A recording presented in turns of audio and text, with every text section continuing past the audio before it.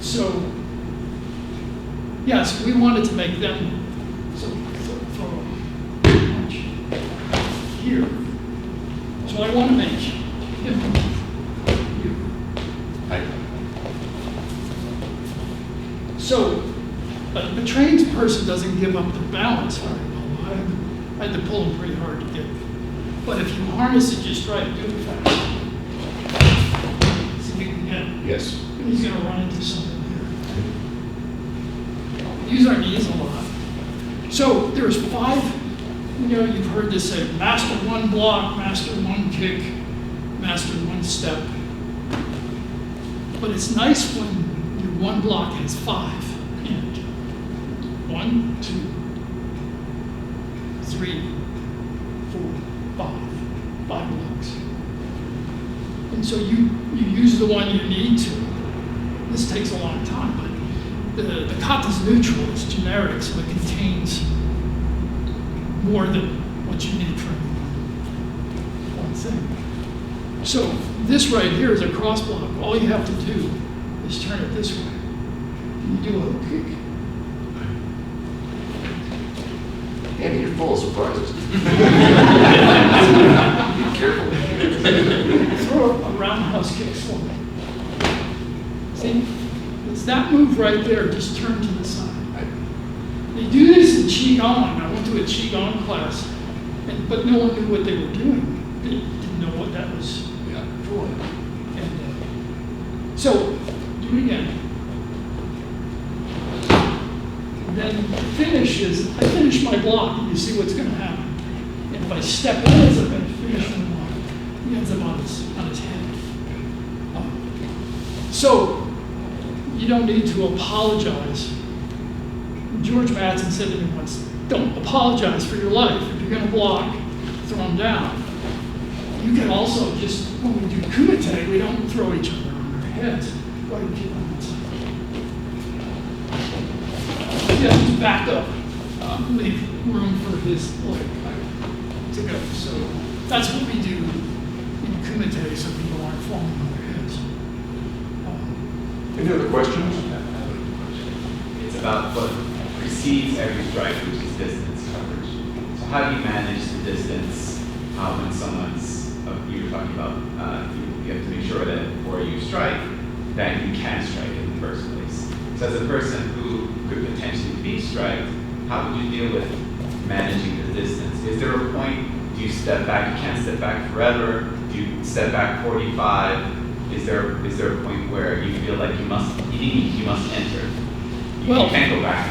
If you can do Aikido well enough, you should be able to exhaust them. Just keep moving around. We're starting to insult in that.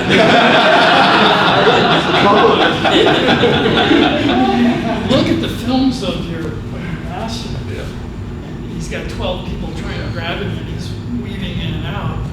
That's a real gift. I wish I could do that. But so how do you manage the distance? You either have to go away or stay there. Wait for them to invade your kicking radius, your punching radius. Do you ever take the initiative and enter their space?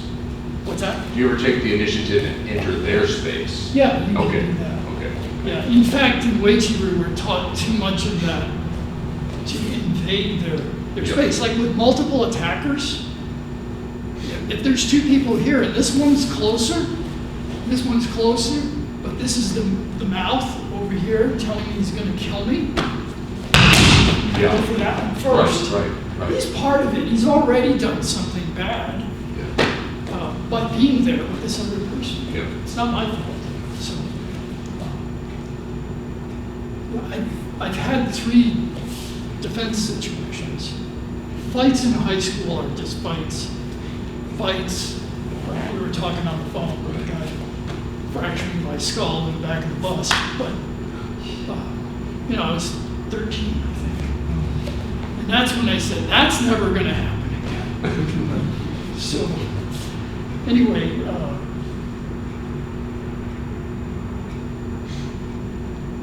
so defense situations, you're defending yourself all the time. You just don't realize it. By the way, you behave, and I know that's really part of what you do here, is behavior is critical, and it works. But like Mike Tyson said, once you've been hit in the head, it's difficult. So don't let that happen. Another question. What points of the body do you target with your attacks? With the attack. With the So if attack. I'm playing attacker, Yes. Well- So when you kick, you mentioned you can target the inside of the knee or the kneecap or something. After you know. but is that something you want to do? Have targeting attacks so you can then do your Aikido? In general, sorry, since I just spoke to this in a letter he sent us, Izumi sensei, right? Yeah. That there are vital point strikes that arms like yours target on purpose, right? And they're damaging strikes because of where they go. Whereas in Aikido, we don't target those. We're actually looking to close an opening or create an opening with the strikes that we do. That was the explanation. And so we don't have specific, I've forgotten the Japanese term for the vital points, but vital points that you Right. use, right? Yeah. And so it's not so much. But it doesn't mean it's not a legitimate question about where do you target. No, it's a good question. I just didn't want to answer it wrong. No, yeah. So, Yeah. what I think you're asking is, when you're attacking each other, should you be thinking about vital points in class? Or where should I be striking? I think you should always think about where you're striking. When people, just average people get in fights, they try to punch each other in the head because they're mad at your head. They don't like what you're saying. Your mouth is right there. They don't like what you're saying. Why hit the hardest bone? Yeah, right. You're gonna, there's a real misconception with what you see in the movies and on TV. You see people just smashing each other, and they never hurt their hands. And I've never seen a good fist fight where someone doesn't have something in a cast the next day, the wrist, finger. Did I fully answer your question? Yes. Thank you. Yeah, we have, in the core of ours, and some of the weapons work, we have an expression about know your target and read your target, right? And we do that here, but we don't, the target is not as specific as your targets. Right. Yeah. Well, when we attack each other in kumite and we're practicing, we're either punching middle, right here, because this is a good place to hit someone, or we're aiming for the head. We don't think throat in case the person doesn't block. So you have to think about partner safety. Steve, before you wrap up, could you say something about breathing? You know, I've had breath conversations before. You talk about, you have new students coming in or younger students. Do you talk to them about breath use in the context of kumite or anything else? Yeah, well, our breathing has to be the same way, kata and kumite and fighting. So we have a breathing method, and not all Weichi instructors teach us the same. I teach it the way kind of Weichi taught it. And that's to have a breathing rhythm that's happening all the time, regardless of your movements. Even if you grunt out more air on a strike, it doesn't take the place of your breathing rhythm, because if you don't maintain the rhythm, you're going to run out of air. So you can always grunt out. It's natural to grunt out a little more air, especially if you're under duress. It's a good instant stress reliever to get something out. So I believe that's why it was taught that way. Stress reliever, plus you get to yell and make noise, and that attracts attention that you're in trouble. I think there's a lot of good reasons for making noise. But the rhythm you maintain is a steady, normal breathing. Steady rhythm. It's in through the nose. The jaw is always together, so if you get kicked in the jaw, your jaw doesn't end up over there. You keep it together, minimal damage, maybe some cracked enamel. So the teeth are together, but not hard.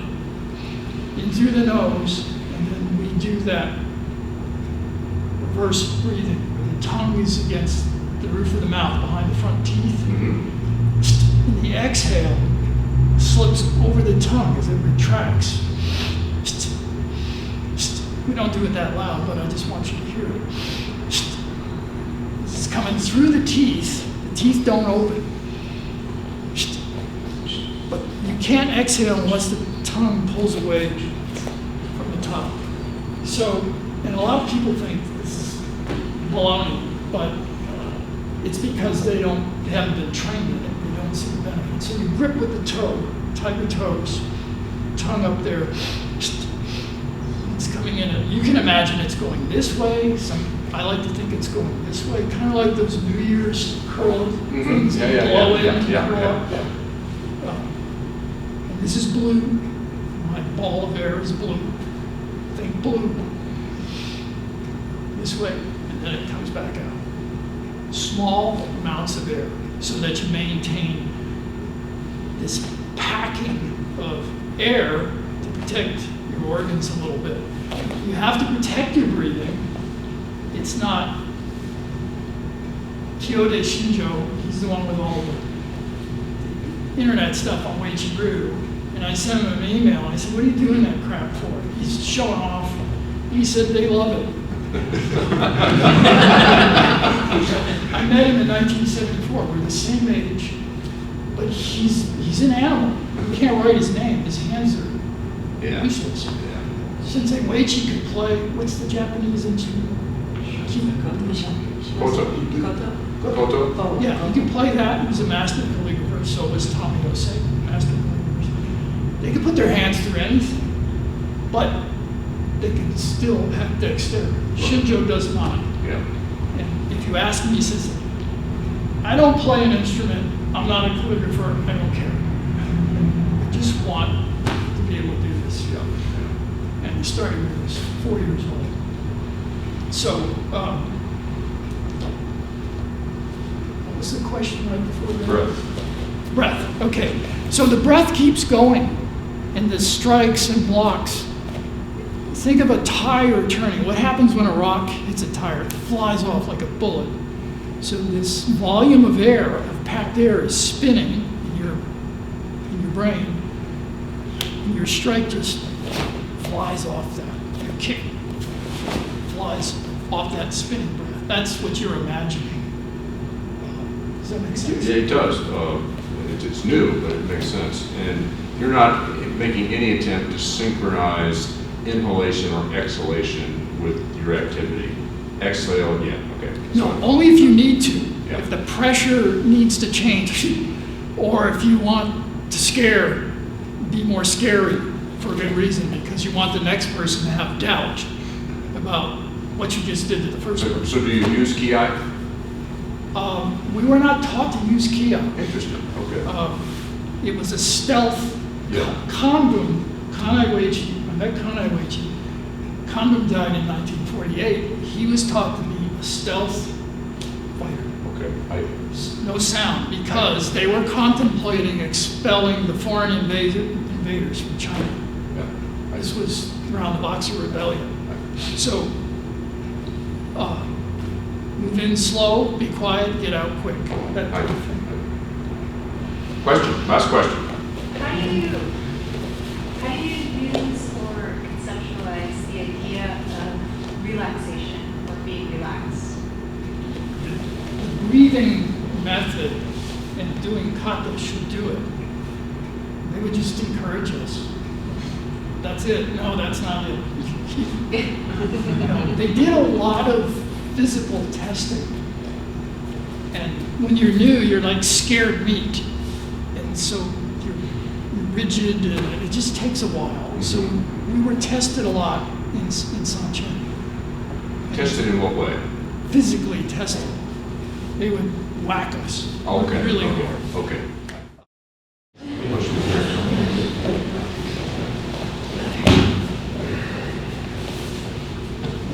Where's Steve?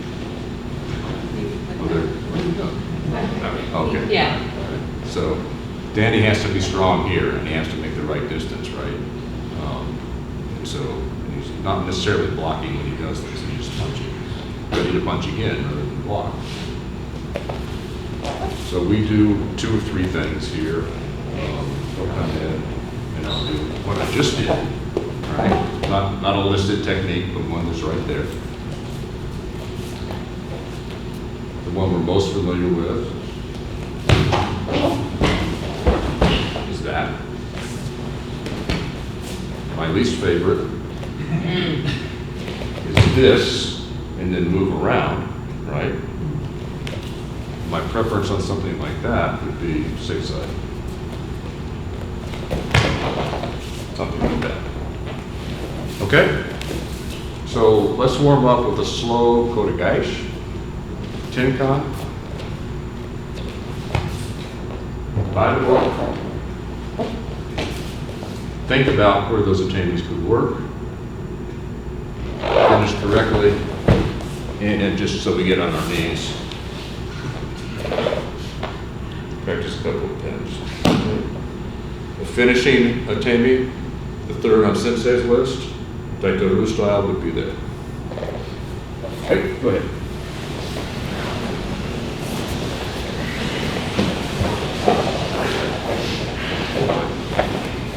So, training stance, right? Everything that starts at static is a training stance or a training beginning. The reality happens when we're come to hold or come to strike. Is that, for those of you that are new, got that difference? If we're doing this, this is for training, right? If I'm doing this, it's different. So training. Good idea to always, is when you're setting up like this trains your uke and it trains you, don't block. You might be, could be a little bit that way maybe, no, whole body, yeah. So my center line's here, and this is where this is, right?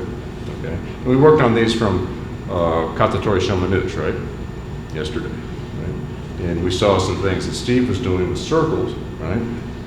So, but if he's here, one of the things we do is we move away, right, with an atemi. 1. I'm gonna have to go down. I mean, I know I'm strong, but 2, 3, right? You don't usually think about that. Sensei shows that a fair amount when we're doing these whole tight positions here. And then from here into Ikkyo, or since I don't really want to go down on my knees, Nikkyo. Remember, that's always there, right? This is your Nikkyo control point, right there. This is icing, right? And then you can go into the pin that we just did, the Katamego pin, okay? So,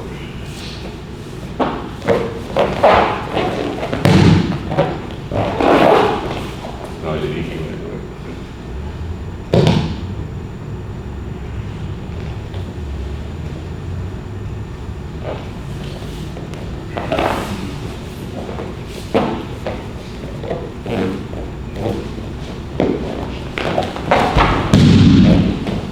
Go that into if you want, okay? Hi. I need victim number 2. Who's going to be my victim number 2?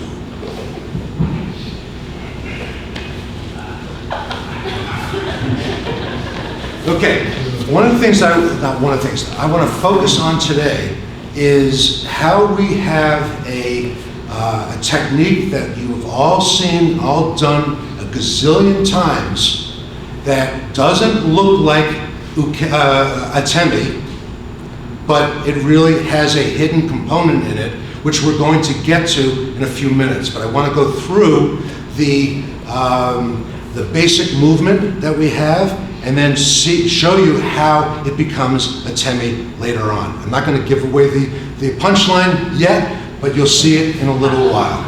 Okay, the punchline. Okay, so we have Katate Tori, okay, and we have Tenkan, okay? Basic, you guys have done it all the time. And here Step in, turn around, and move, okay? I do it a little bit differently.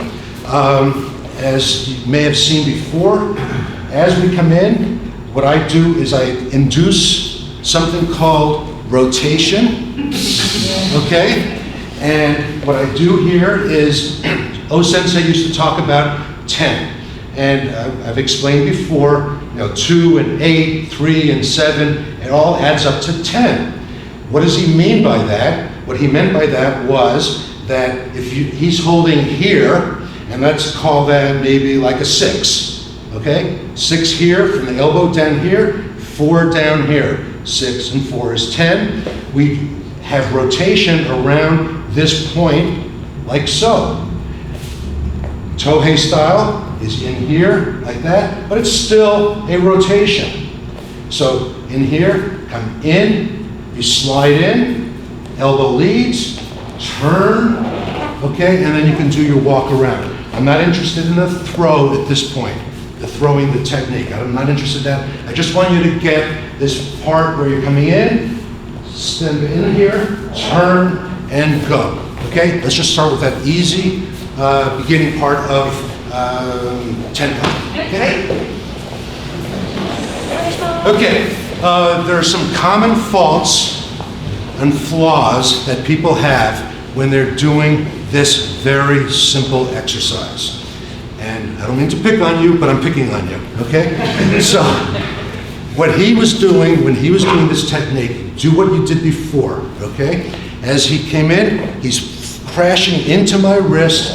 Everything is all tight. He's got muscles going on big time, okay? He's pushing through. Go ahead, do it again so everyone can see. Go ahead, do it again. There, see how he's backing into the technique, okay?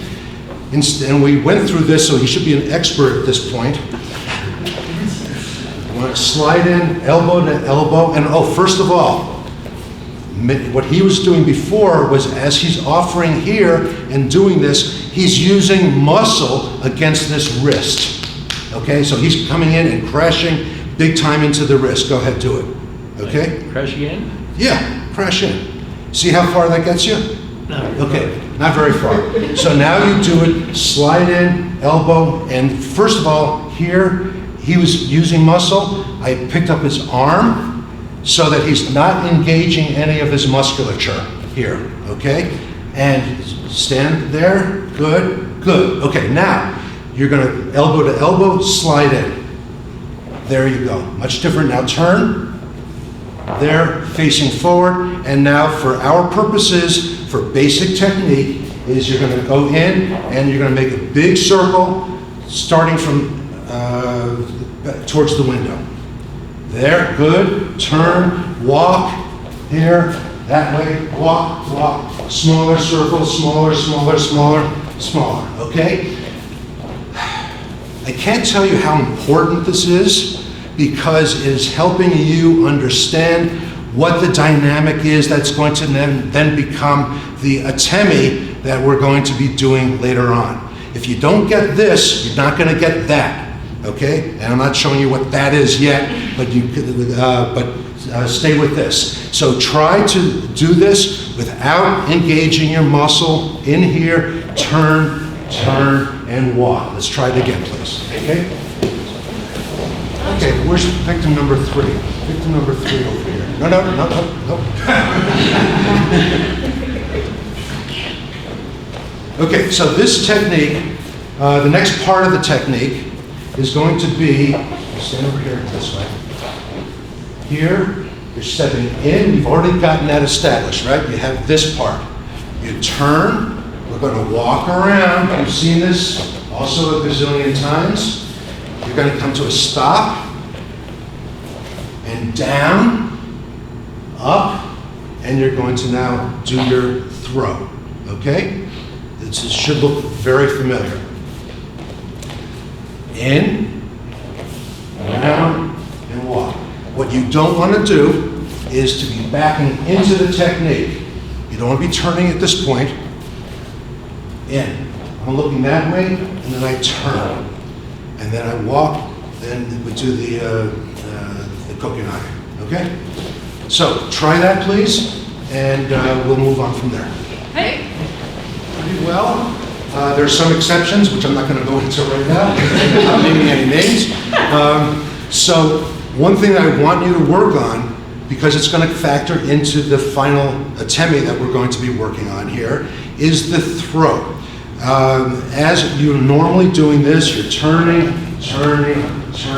and nothing wrong with it, which is down, and then you're doing your sayundo across like so. Okay? I'd like to offer a little bit of a variant, actually two variants to take a look at, because it's going to become critical in the atemi portion.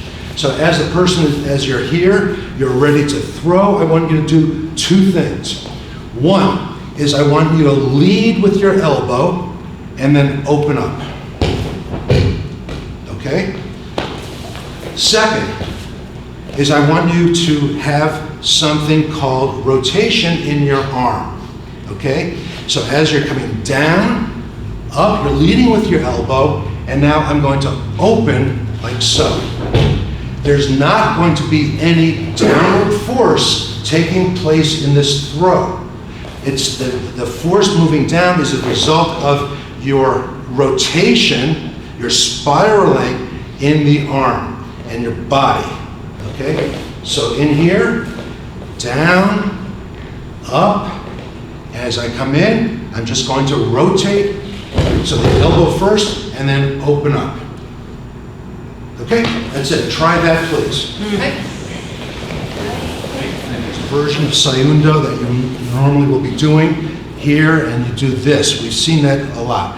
But you don't need to be doing that. I like to use this other hand as exactly the opposite of this hand. So this is spiraling open, this spirals this way too, okay? This is going supine, this is going pronation. Here, open, okay?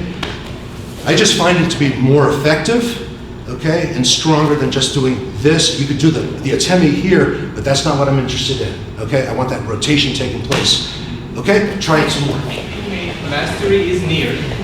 Well, let's not exaggerate.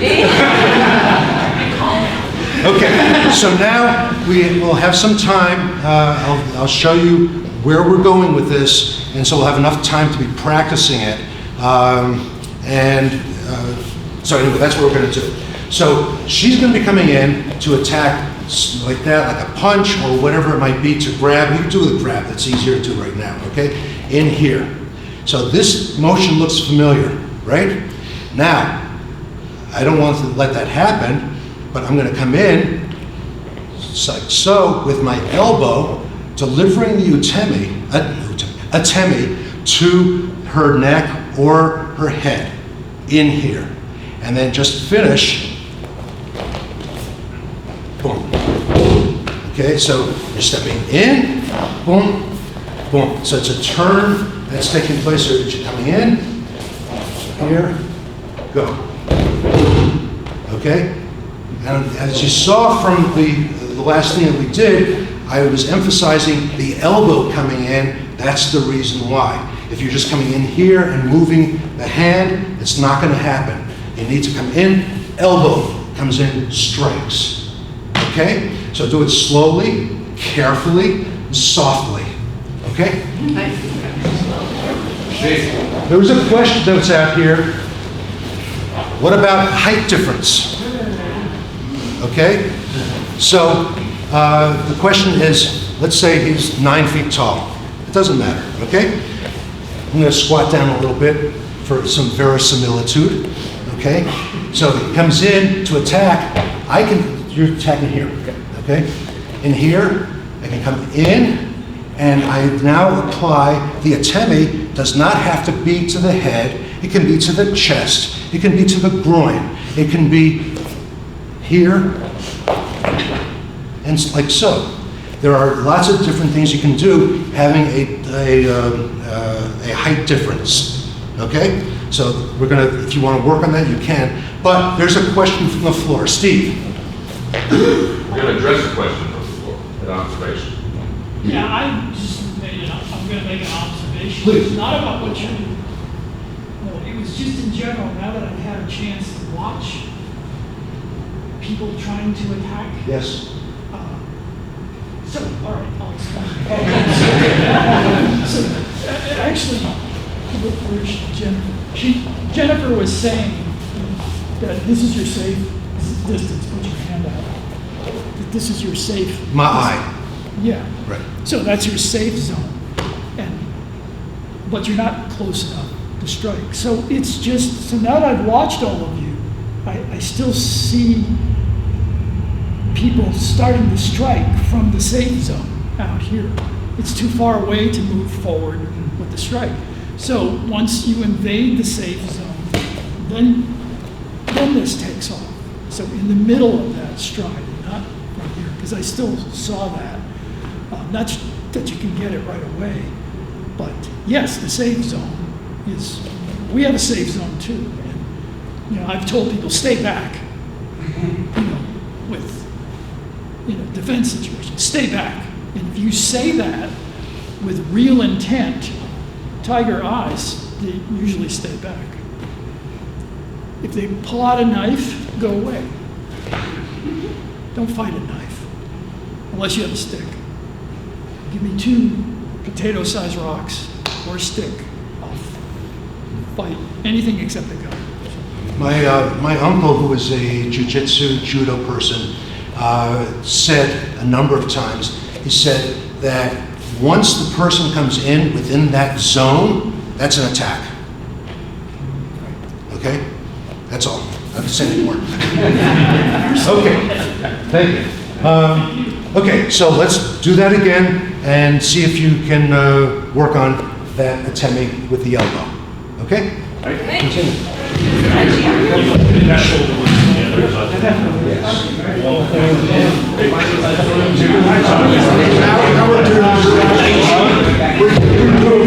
Two volunteers to come up, and I want to see what you do, and let's see what everyone else thinks about what it is that you do. So 2 volunteers. Okay, got one up here. We need one more, please. Okay, come on up.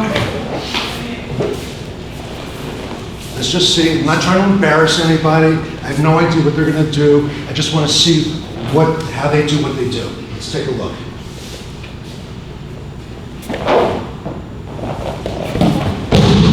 Okay. Other side.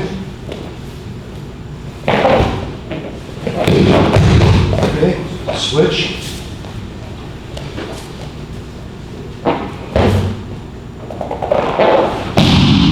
Okay. Other side. Okay. Anyone have any thoughts, comments, etc. about what you just saw? Lots. What? Lots. Okay. Let's get one. I feel like now that I was looking for it, because you came and corrected me, Sensei, there was a little bit of opening up instead of continuing to lead the Okay. elbow. Right. And what else? Anything else? Don't pause there. Pause? Yeah. Wait. Go. Okay. Well, it's still a training part, so it doesn't bother me too much. Any other thoughts? Ralph Sensei. Posture. What? Posture at the end. Posture. I felt that. This posture at the end, and you're targeting. Your elbow was kind of here, which Sensei said was okay, but there's no reason you can't get right up there at the next eye level, which is much more effective. The only other thing that I saw is, excuse me 1 second, in here, I'm coming into attack, in here, and look at the turn. It's non-existent, okay? Everyone's thinking in advance, coming in here and doing something like this, okay? Rather than in here, boom, and then go, okay? It's almost critical to have that, excuse the expression, tenkan, movement in here to then move, okay? If you're just coming in and you're going to collide, boom, that's going to be a tough ask, okay? Boom. Okay? Why don't you just try a few more minutes and then we'll conclude. A long time before we get down all the details and the great minutia that we can create, okay, and deal with. So we're going to conclude now. Were there, you want to make announcements after we bow out? Yeah. Okay, here we go.